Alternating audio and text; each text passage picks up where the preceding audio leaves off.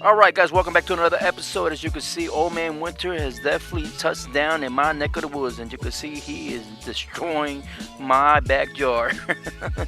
Alright guys, if you haven't subscribed to my channel, make sure you hit that subscribe button right now and ring that bell. And so without further ado guys, let's get started. This is going to be a short and quick video. So we're using some center cut pork chops right here, and these are the ingredients we're going to be using today. And it's going to be the little Asian twist to it, like we did with our pork belly. And this is just the inspiration from that cook, because man, that was some good pork belly guys. So everything you see right here will be down below in the description box as far as the ingredients and the quantity. So we're just going to place our pork chops inside the bag and mix that marinade inside and let it sit for about 2 hours so it can marinate nice and beautifully.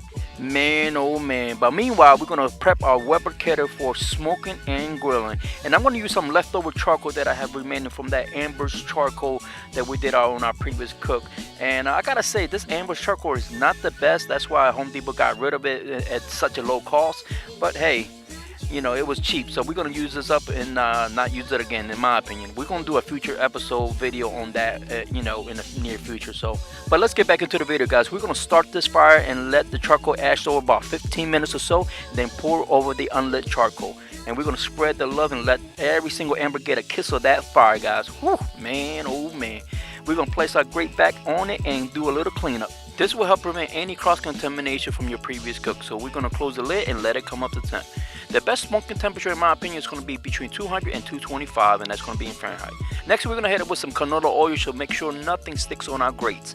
So time for some smoke flavor. Yes sir. Alright guys, so we're going to take our pork chops that's been marinated for about 2 hours, and we're going to place it all around the barbecue vortex. And we're going to use a circumference-like style pattern. This is going to help ensure that all the pork chops get a nice kiss of that smoke. So we're going to use the indirect cooking method just to make sure that we smoke these babies up to a nice golden brown temperature. And that temperature we're looking for is about 120. Alright, so we're going to smoke and cook this for about 30 minutes or so at 225. So after 30 minutes, this is what they look like.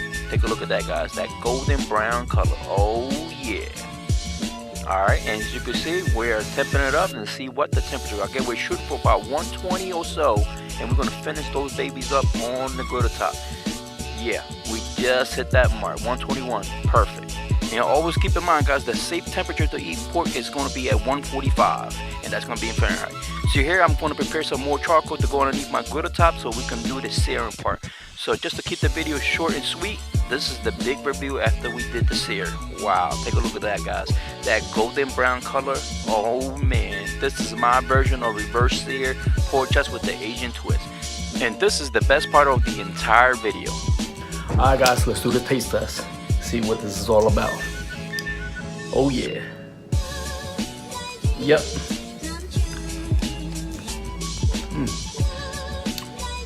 Tender, juicy, very moist, very good flavor. That Chinese twist, definitely spot on. Guys, I'm gonna go ahead and destroy this real quick. I appreciate y'all watching. Until we meet again, make sure you hit that subscribe button, ring that bell, share this with all your family and friends. And until we meet again, this is Smoking Jazz Barbecue. Peace.